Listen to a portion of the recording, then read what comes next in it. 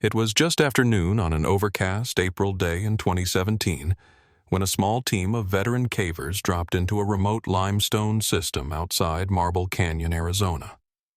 They were there on a routine exploration run, the kind of weekend descent they'd done hundreds of times before in the red rock country of the North Desert.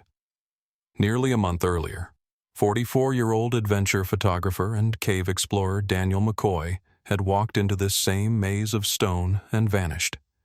His SUV was still parked at the trailhead. His motel room in the nearest town sat untouched. Search teams had swept the main passages, then slowly pulled back, leaving behind only unanswered questions and a cold wind moving through empty canyons. Deep underground that day, the cavers worked their way into a tight side passage known for its echoing, whispering acoustics. The beam of a headlamp cut across something that didn't belong there. Two dusty hiking boots jutting out of a crack in the rock about a foot off the cave floor, the rest of the body swallowed by limestone. At first they thought they were looking at remains. The crack was so narrow it seemed impossible anyone could be inside it and still be breathing. But as one of them edged closer, the boot twitched just once, then again. The boots matched the description of what Daniel had been wearing when he disappeared, and whoever was trapped in that stone was still alive. The cave had given back the man it swallowed, but in a way no one on the surface was prepared to face. If you're listening to this right now, let me know where you're tuning in from and if you've ever felt something in the wilderness watching you back. Before the disappearance, before the month-long silence inside a limestone crack, Daniel McCoy was known in the Western Desert community as a disciplined wanderer, someone who treated the wilderness with the same seriousness others reserved for church or family. At 44 years old, he had carved out a quiet reputation as an adventure photographer who specialized in places most people would never attempt to enter. Daniel lived in Mesa, Arizona, but his work often took him deep into the canyons and cave systems of the Colorado Plateau. He wasn't famous, but within professional geology circles and among park rangers, his images appeared often enough to make his name familiar. His photographs weren't dramatic postcards. They were records, formations, minerals, underground chambers lit by a single beam of controlled light. People who knew him said he didn't chase thrills. He chased precision. Those who met him in passing rarely caught more than a polite nod and a steady gaze. To friends, he was reliable. To the folks at trailheads and small-town motels, he was that lone, courteous visitor who always seemed to know exactly where he was headed, always logging his routes, always prepared. And to his younger sister, Mary Ann Carter, a 39-year-old nurse in Phoenix, he was simply the older brother who called before and after every trip. She worried for him more than she ever admitted aloud, but he reassured her that caution, not bravado, guided everything he did. What Mary Ann didn't know until a few months before his final trip was that Daniel had begun feeling the physical strain of nearly 2 decades of off-trail exploration. A doctor had mentioned early arthritis in both knees, the kind that grows quieter when you're young and louder as the years pass. It wasn't debilitating yet, but Daniel understood the warning. He told Mary Ann that he planned one last major solo outing before shifting his career toward surface photography and safer landscapes. He wanted, as he phrased it, a final chapter that belonged underground. That decision brought him north in mid-March of 2017 to the tiny desert town of Cliffield, population just over 1,000. Cliffield sat at the threshold of a remote limestone region where the land broke open into cliffs and narrow ravines carved over millions of years. It was not a tourist town, though hikers and geologists passed through often enough to keep the single gas station and 2-story motel open year-round. Daniel checked into the Red Coyote Motor Lodge on March 18th. It was the kind of place with parking right outside the door and a front office filled with old photographs of the Canyonlands. The clerk remembered him as polite, soft-spoken, carrying a duffel of climbing gear and moving with the confidence of someone who had done this dozens of times before. From Cliffield, Daniel drove to the general store to pick up the same supplies he always carried: extra batteries, bottled water, emergency rations, replacement gloves. The store's owner, a man named Carl Underwood who'd lived in the area for decades, said Daniel mentioned only one detail about his plan. He intended to explore a remote section of a cave network known locally as the Whisper Tunnels. Most people never saw more than the outer chambers. The farther reaches were avoided not because of folklore, but because they were tight-cold and unforgiving. Rangers in the region knew Daniel well enough by reputation to trust his judgment. He had never needed a rescue, never left behind trash or damaged formations, and always filed his intended routes. He'd previously mapped several side chambers in the Whisper Tunnels and believed geological surveys hinted at a larger space beyond a notoriously narrow break in the rock that locals called the Needle Slot. Nearly 18 inches high and barely a couple of feet wide, the slot was regarded as a place no one should enter alone. But Daniel wasn't reckless. He was measured. He had visited the slot on earlier trips, taken notes, measured air movement, and studied the rock for signs of instability. Whatever he believed was beyond it had captured his interest enough to bring him back for what he considered his closing expedition. He left a printed map with the motel office marking his estimated timeline. He planned to enter the cave system early on March 19th and return in 3 days. He noted emergency contacts, described his vehicle, a silver Jeep fitted for off-road terrain, and logged the exact location of the Whisper Tunnel's entrance. His preparations were thorough, and on paper nothing about the trip appeared unusual or dangerous beyond the inherent risks of caving. But people who encountered him that weekend noticed something different in his demeanor. Not fear, just a quiet resolve, as if he were finishing something he had started long ago. Ranger Eric Malone later said that when he saw Daniel's Jeep at the trailhead on the morning of the 19th, the man seemed focused, almost solemn. He wasn't rushing. He wasn't lingering. He was simply moving with intention, as though he had already accepted the weight of the day ahead.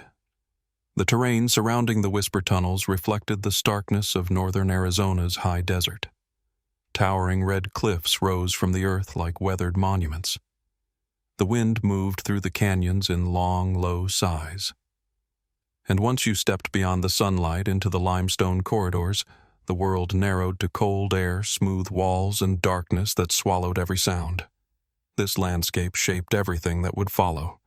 It offered no paths, no easy exits, no guaranteed signals. It was the kind of terrain where people could vanish without a trace, unless the desert decided in its own time to give them back. On that March morning, Daniel crossed the boundary from open desert into the cave's mouth, unaware that the route he had mapped for months would close behind him in a way no one had foreseen. He believed he would be back in 3 days.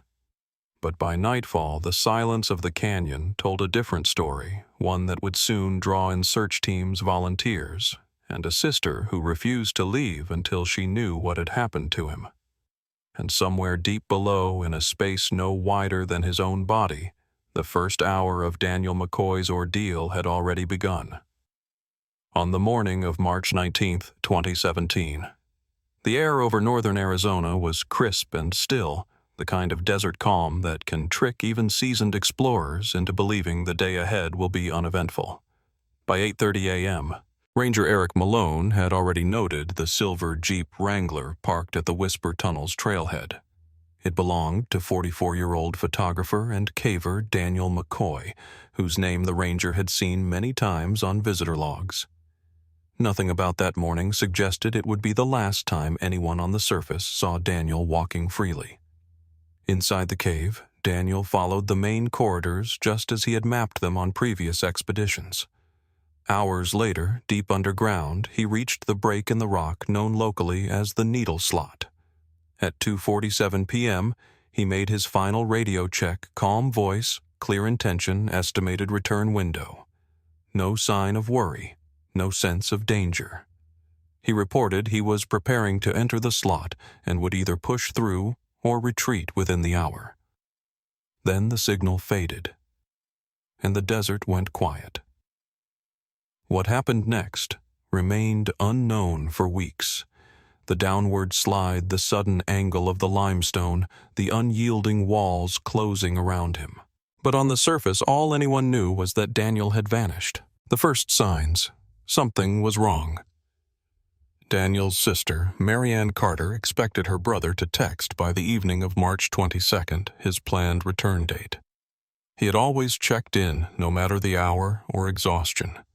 When the night passed without a message, she told herself he'd probably extended his stay for photographs. By the following morning, that reassurance felt thin.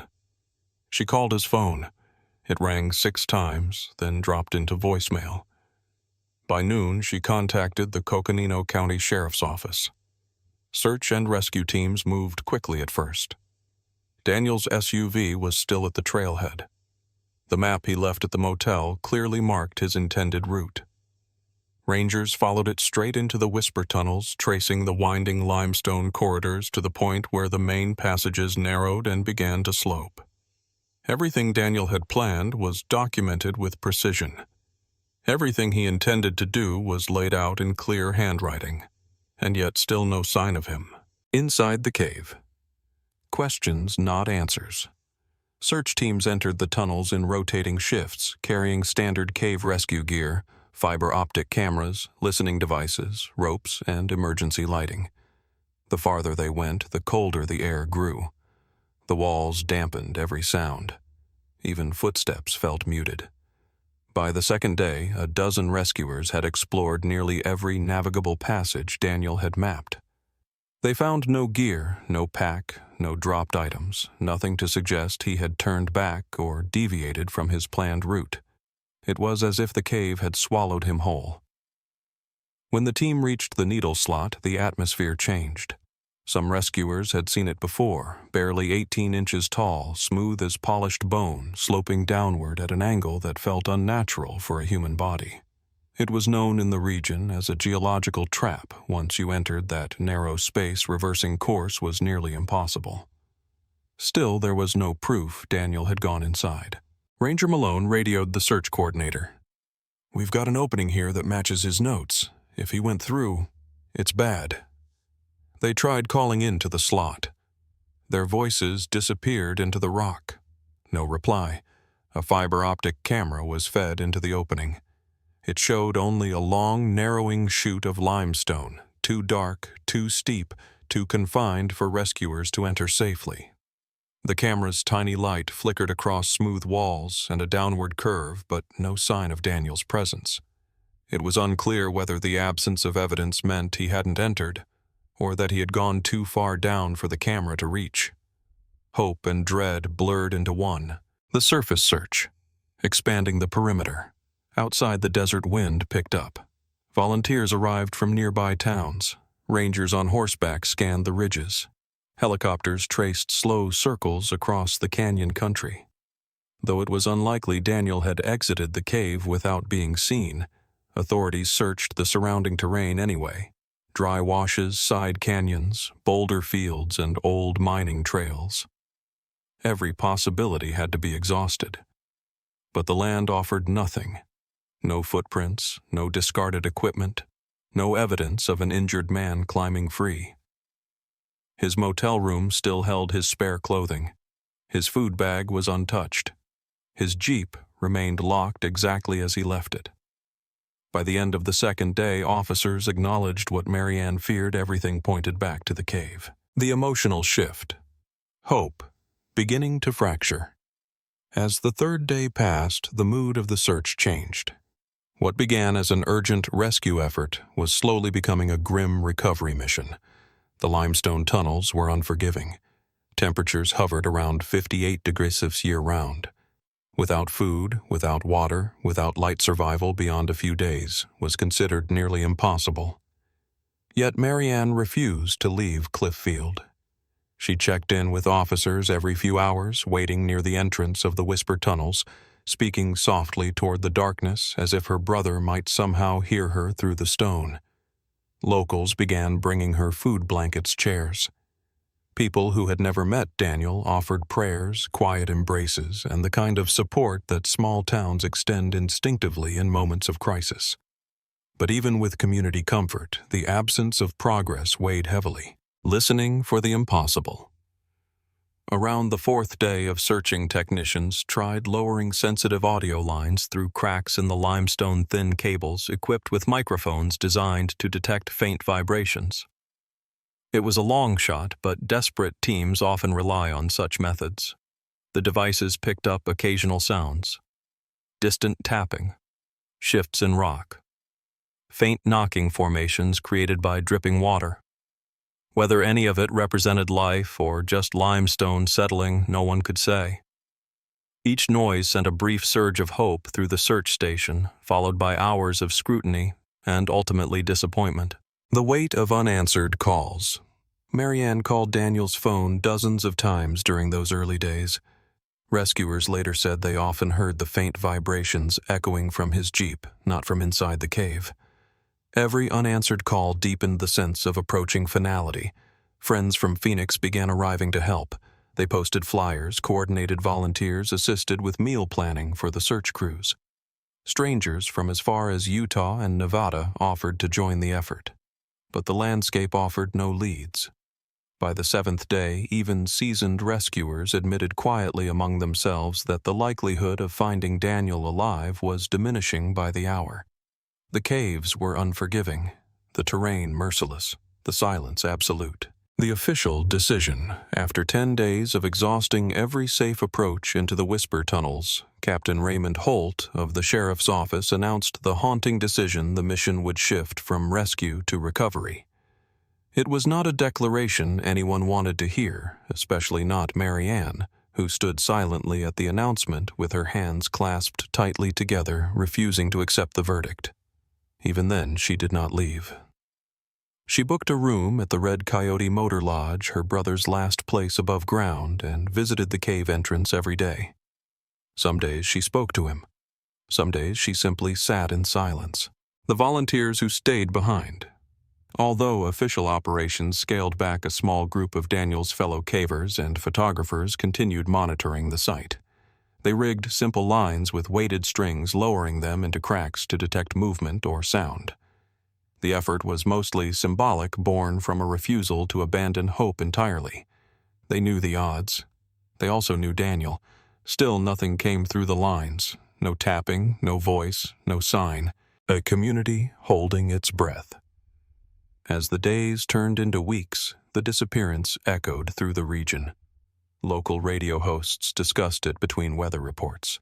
Newspapers published updates even when there were none. Churches mentioned Daniel during services. The desert, normally indifferent and vast, now felt like it was holding a secret no one could reach. Marianne walked the trailhead every morning.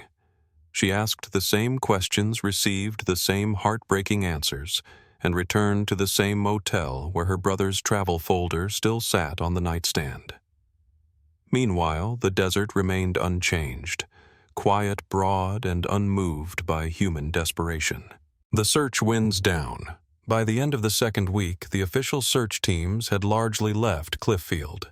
Equipment was packed up, tents folded, helicopters reassigned. Only the volunteers, a few rangers, and Marianne remained.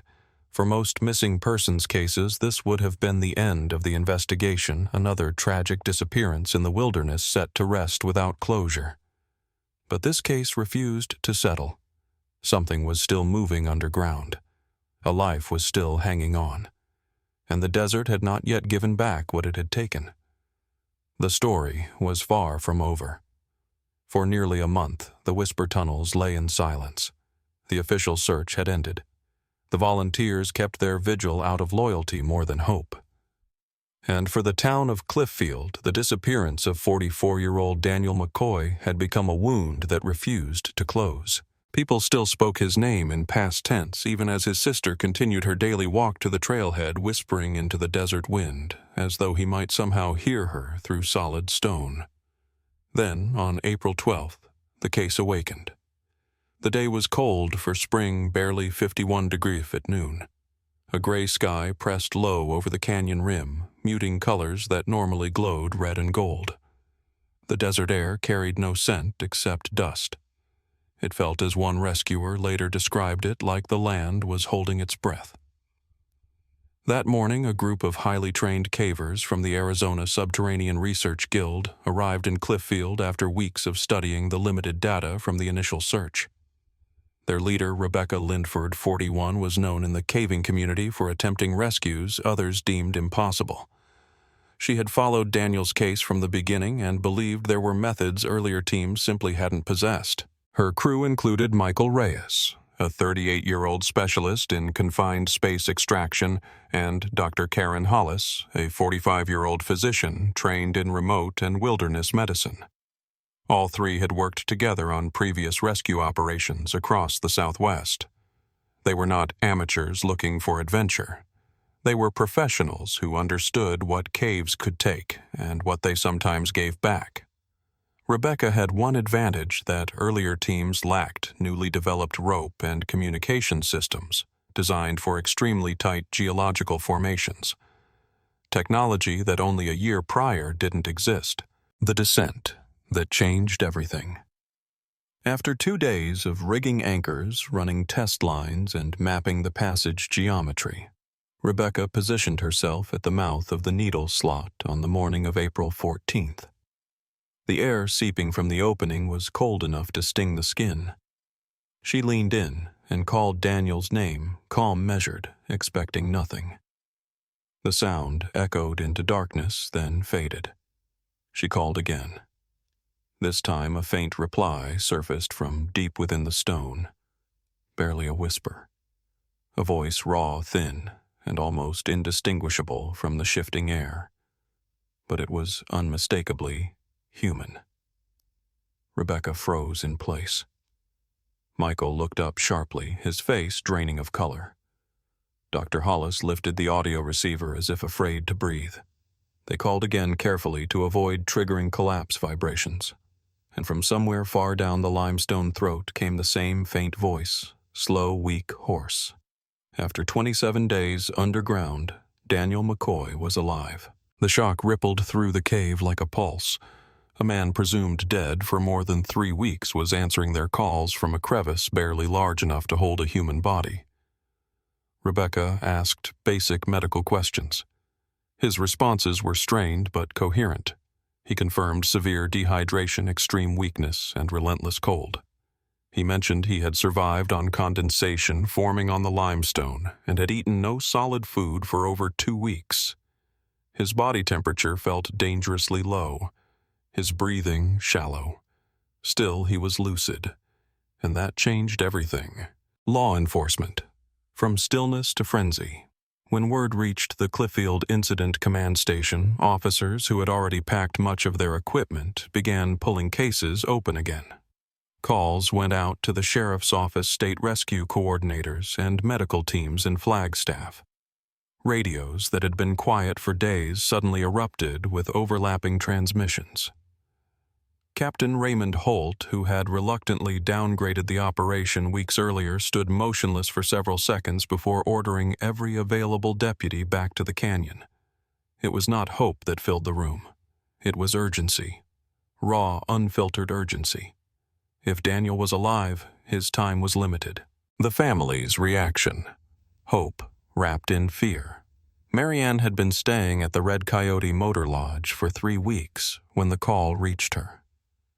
A deputy knocked on her door and asked her to sit down. She refused. When he said her brother was alive, she didn't scream or collapse. She simply lowered her head as if bracing for impact and whispered, "Please tell me that's true." The deputy repeated the words. She started shaking, not out of relief, but out of the sudden terror that comes with hope returning after you've learned to grieve. She asked only one question. "Can he hear me?" The answer was no. Communication was too fragile, too limited to carry multiple voices or emotional messages. But she was driven to the cave entrance anyway, where she waited behind the rescue perimeter. Fingers intertwined, staring into the dark. Reopening the case. New evidence. New theory. Daniel's voice forced investigators to reconsider the original assumptions. The day before, no one believed survival was physically possible. Now they were asked to interpret a living man speaking from a geological trap considered terminal. What had allowed him to endure? How far down the slot was he wedged? How stable or unstable was the surrounding limestone? The discovery contradicted earlier theories that the slope was too dangerous for prolonged entrapment or that oxygen levels would drop too low. If Daniel had lasted nearly a month, the cave's internal structure and airflow must have operated differently than initially believed. Rescuers re-examined topographic data, airflow charts, and microclimate readings. The cave was still perilous, but now they knew it held pockets of breathable air and enough trickling condensation to sustain minimal hydration. Suddenly, the story was no longer about recovering a lost explorer. It was about racing against the clock to extract a living man from a stone coffin. The supply line proof of life made visible. Rebecca's team developed a makeshift delivery system using weighted strings and mini containers to send tiny amounts of water and liquid nutrients into the slot. Twice the containers snagged on narrow points. Twice they risked pulling too hard and jamming the line permanently. But eventually, hours into the operation, a container reached Daniel's position. He confirmed verbally that he had received water. For the first time in 27 days, he swallowed something clean and cold. The weight of that single accomplishment, barely a mouthful, was not lost on anyone present. It was proof not only of life, but of connection. The emotional shockwave. People who had returned to their normal routines weeks earlier now found themselves glued to local radio reports.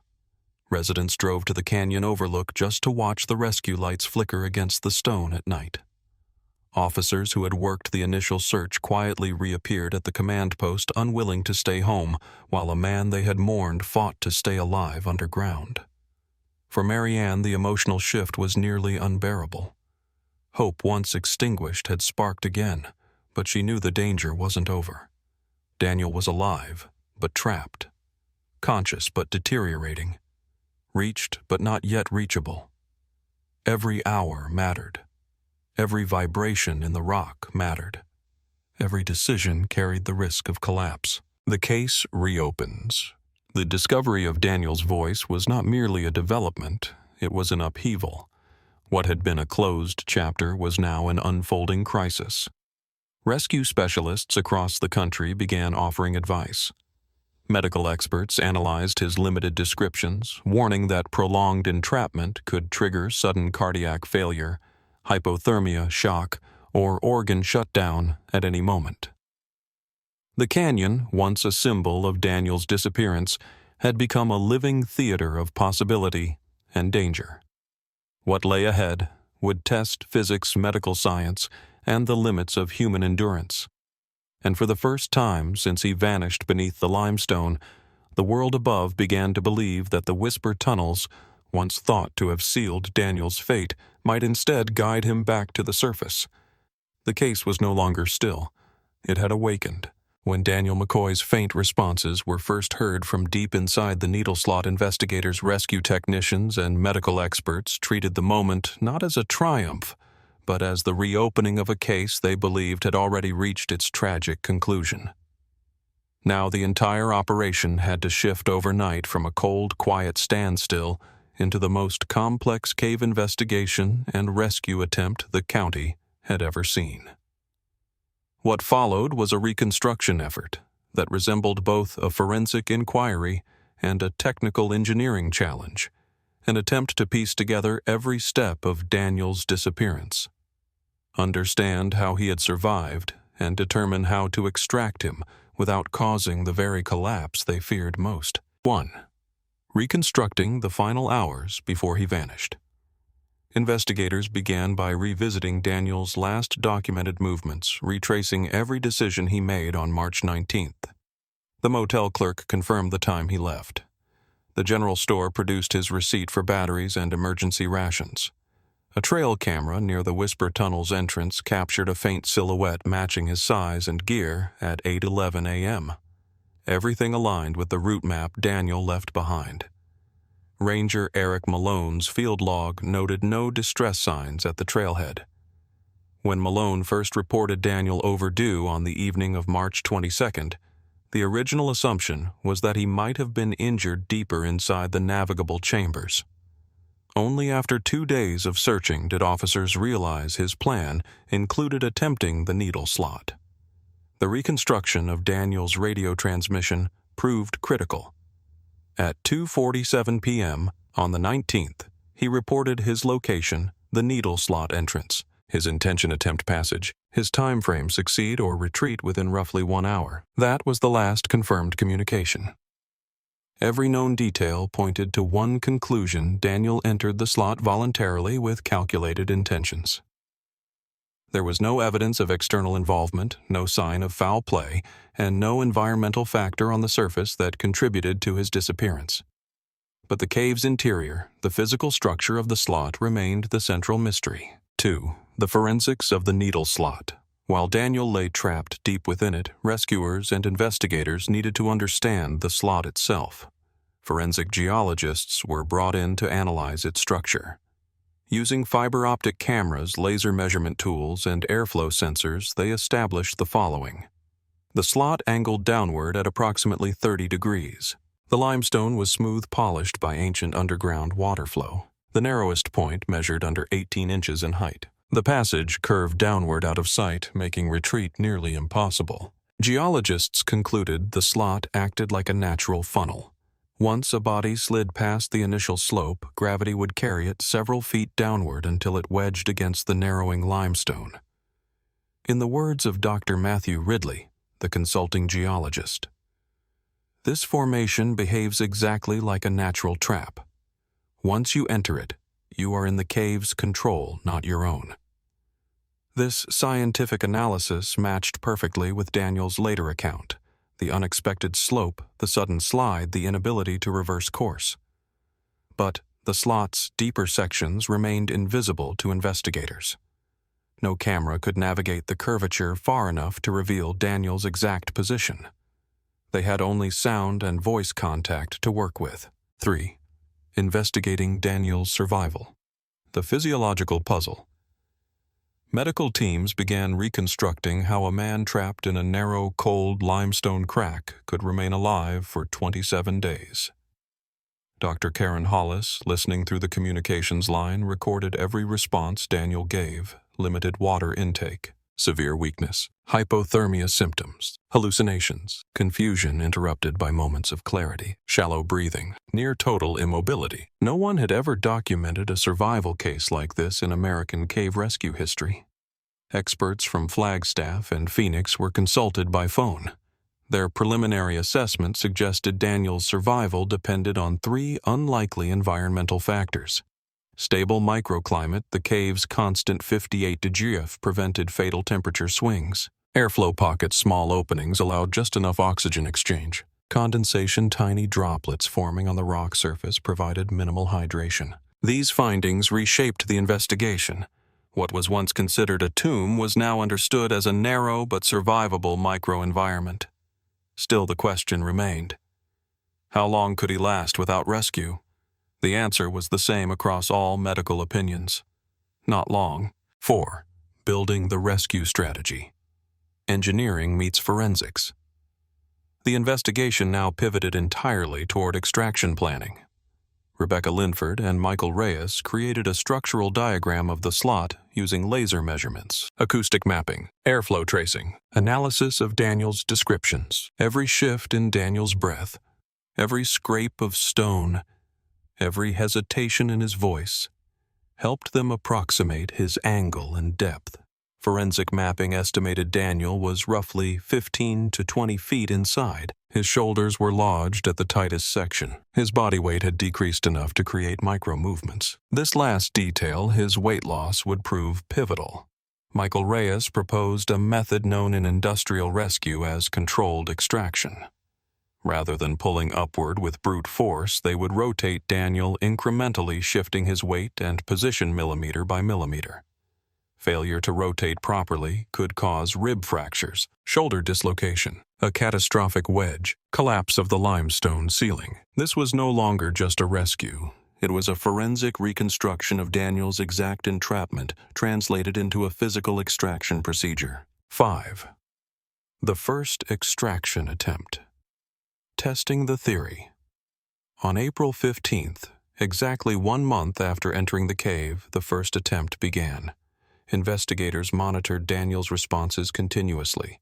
Every sound, every strain, every shift in pressure was logged. Objectives of Attempt 1.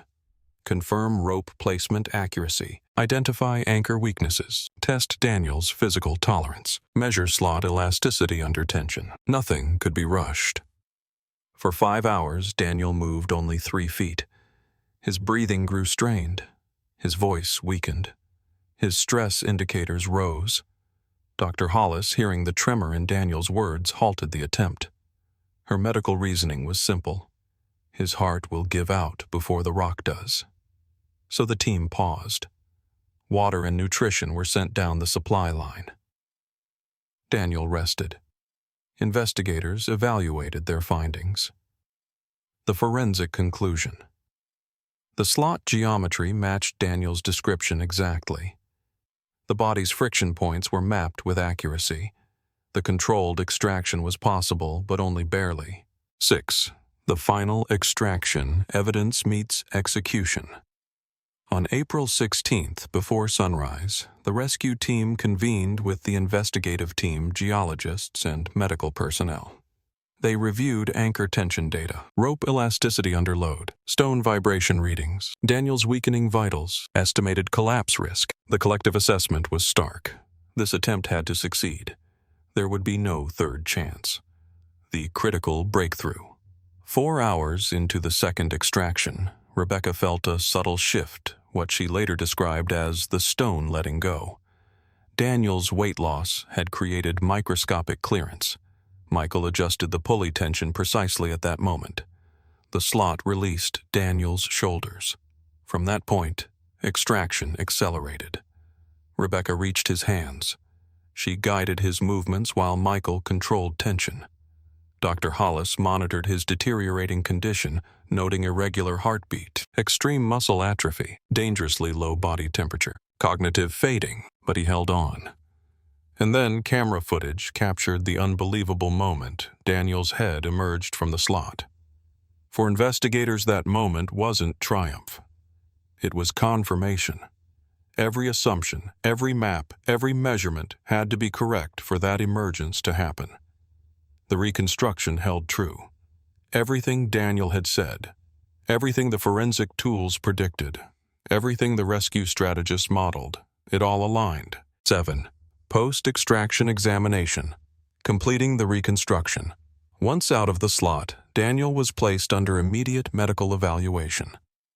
Investigators documented angles of entrapment, pressure markings on his rib cage, skin abrasions corresponding to limestone texture, the location of his torn cave suit, the toll of 27 days of restricted circulation, his descriptions of sensory deprivation, hallucinations, progressive weakness, condensation collection methods, shallow breathing adaptations, matched environmental readings perfectly. Forensics now had a clear, evidence-supported timeline. Daniel's final route reconstruction entered the cave early on March 19th. Reached the needle slot that afternoon, removed gear as planned, entered head first, encountered unexpected downward slope, slid uncontrollably, became wedged shoulders, lodged arms pinned, lost access to pack and radio, survived via condensation and micro airflow pockets, endured progressive physical decline, maintained intermittent consciousness, survived 27 days until external contact. Every point was supported by physical evidence, environmental science, and Daniel's first-hand testimony. 8. Closing the investigation official findings.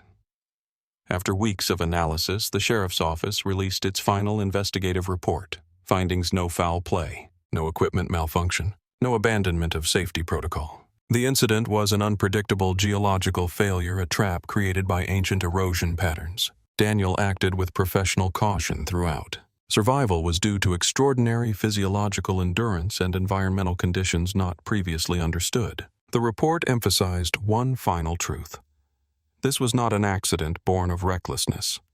It was a rare and lethal convergence of geology, gravity, and human vulnerability. 9. The case conclusion. A truth both vindicating and unbearable. By the time Daniel regained full medical stability, investigators had reconstructed everything with scientific precision, and yet knowing the truth brought its own weight. He had done everything right. He had prepared meticulously. He had followed every protocol. The cave simply closed around him. The community could finally stop asking, "What happened?" But the price of that answer, 27 days of darkness, isolation, and silent endurance, felt immense. Every detail aligned, every fact confirmed, every unanswered question resolved. But no one walked away from the investigation unchanged. The truth had come at a cost, and Daniel McCoy had paid it inch by inch, breath by breath, inside a limestone corridor that nearly became his grave. When investigators finally completed their report and the medical team declared 44-year-old Daniel McCoy medically stable, the disappearance that had once seemed destined to end as a quiet, unanswerable tragedy was formally closed. Yet what remained in Cliffield, Arizona, and far beyond its borders, was not triumph, nor even relief, but a kind of solemn understanding. The truth was no longer hidden under limestone, but the cost of reaching it lingered in every person who had waited, searched, or prayed above the desert floor. The sheriff's office held a brief press conference standing against the backdrop of the canyon where Daniel had vanished and then reappeared against all odds. Captain Raymond Holt announced the findings in measured, steady words: no crime, no negligence, no mechanical failure. The case was classified as an extreme geological accident, an entrapment triggered by a natural formation that no amount of training or caution could have predicted. For the first time in nearly 2 months, the law no longer had questions for Daniel. There were no suspects to pursue, no charges to consider, and no legal proceedings to prepare. Instead, the official closure came with a different kind of weight: the acknowledgement that human bodies, no matter how prepared or experienced, are sometimes asked to endure what the earth itself has shaped to be unforgiving. The family's return to normal. A different kind of recovery. For Marianne Carter, the closure brought a complicated mixture of gratitude and grief. She had spent nearly a month believing her brother had died alone in the dark. The moment she learned he was alive felt like a second shock, gentler, but no less overwhelming. In the weeks after Daniel was flown to Flagstaff Medical Center, Marianne rarely left his side. Doctors advised that he would require months of physical therapy to restore basic mobility. The atrophy in his legs was severe. His cardiovascular system needed slow, cautious strengthening. But the more delicate recovery was psychological. Sensory deprivation, hallucinations, near starvation, and prolonged fear had left deep grooves in his memory. He did not recount those experiences with dramatic intensity. Instead, he described them with the quiet clarity of someone who had already lived through the worst and no longer needed to embellish or hide it. Marianne listened to every word, absorbing each detail as though memorizing a map, proof that her brother had, inch by inch, stayed alive. There were days he slept nearly 14 hours, days he could barely speak, and days when he simply stared at open spaces, the sky, a doorway, a window, as if relearning the size of the world. The family did not celebrate with fanfare. Their relief was tempered by the understanding that survival came at a high cost. What they felt most was not joy, but reverence. Community response. A slow quiet, healing. Cliffield was not the kind of town that erupted in celebration. Instead, residents left handwritten notes at the motel where Daniel had stayed. Someone placed a bundle of sage along the trailhead. Another hung a weatherproof lantern near the cave entrance, calling it a light for anyone still searching. Local cavers and hikers gathered informally to recount the early search. Many admitted they were convinced Daniel could not still be alive after the first week. A few said his survival forced them to reconsider what they believed about human endurance. Others quietly admitted guilt for having mentally written off a man they had never met. Schools and community centers invited rescue specialists to speak about cave safety. The talk did not dwell on Daniel's ordeal, but rather on training equipment and risk assessment. His name was not used to sensationalize, only to educate. Over time, his story spread far beyond the canyon country. It became a reference point in survival psychology courses, wilderness medicine workshops, and cave rescue conferences. Professionals discussed the microclimate that preserved him, the condensation that sustained him, and the rescue techniques that ultimately freed him. What happened in that limestone crack would influence protocol for years. Physical closure. Securing the needle slot. Following the extraction, county officials and geologists assessed the needle slot itself. The finding was unanimous. No one should ever attempt that passage again. Heavy steel grating was installed over the slot entrance, permanent, bolted deep into the rock. A small bronze plaque was placed beside it. It bore no dramatic inscription, only a line acknowledging time and endurance in recognition of the 27 days endured below this stone. There were no names by Daniel's request. He wanted the plaque to honor not him, but the reality of the formation, an acknowledgement that the cave had revealed both its danger and its mercy in equal measure. The investigation's final word. The sheriff's office closed the file with a comprehensive summary. Daniel entered the cave prepared and within his skill level. His entrapment occurred due to an unexpected geological slope inside the slot. Survival resulted from rare but naturally occurring environmental conditions. Rescue succeeded through newly developed confined space techniques. No systemic failures or criminal acts contributed to the incident. Yet the report ended on an unusually reflective note, something rarely seen in official documentation. It stated simply, "This case demonstrates the limits of human control in extreme environments and the resilience possible under the harshest conditions. It also underscores the value of persistence, expertise, and community solidarity." Those words would later be cited in several training manuals, a reminder that not all investigations lead to arrests or verdicts. Some lead to understanding, unanswered questions, and the acceptance of them. Despite the exhaustive investigation, a few mysteries remained. Doctors could not fully explain how Daniel's metabolism adapted to sustain life as long as it did. Psychologists continued debating how his mind preserved clarity in near-total darkness. Geologists could only estimate the airflow patterns that kept him conscious. Daniel himself admitted there were periods he could not recall, moments when the boundary between dream and reality blurred beyond repair. These gaps in knowledge were not treated as failures. Instead, they became part of the case's quiet legacy, an acknowledgement that some aspects of survival defy tidy explanation. Daniel's own legacy, not of tragedy but of endurance.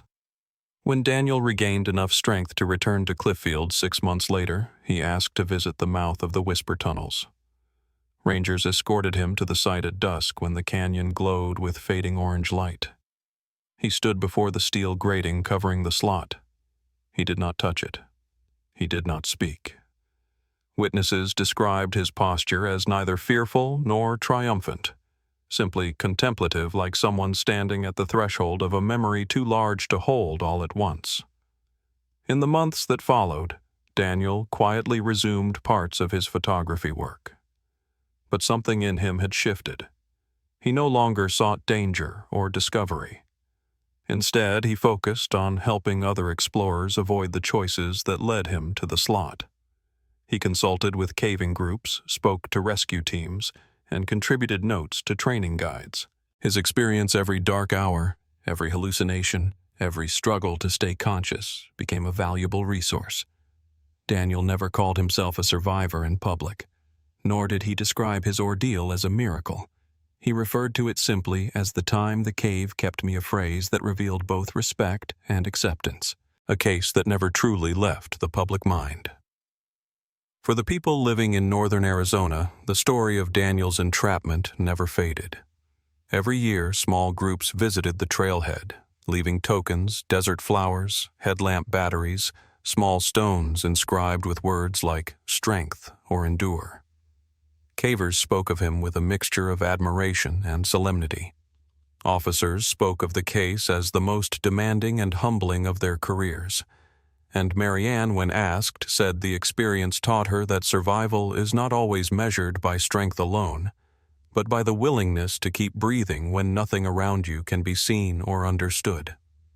Even after the case was officially closed, its emotional resonance remained. It reminded people that the wilderness, even in a modern world, is still capable of testing the limits of human will. The lasting legacy. In the end, the legacy of Daniel McCoy's disappearance was not found in a courtroom or in a dramatic revelation. It lived instead in updated cave rescue protocols, improved communication systems for confined spaces, a permanent barrier preventing future tragedy, and a community's renewed respect for the land they lived beside. Most of all, it lived in the quiet understanding that some stories of survival are not just victories. They are reminders of fragility, of endurance, of the thin, fragile thread between life and loss. The cave had taken Daniel deep into its stone heart, and when it finally released him, it returned not the man who entered, but a man who understood perhaps more than anyone the weight of silence and the value of a single breath.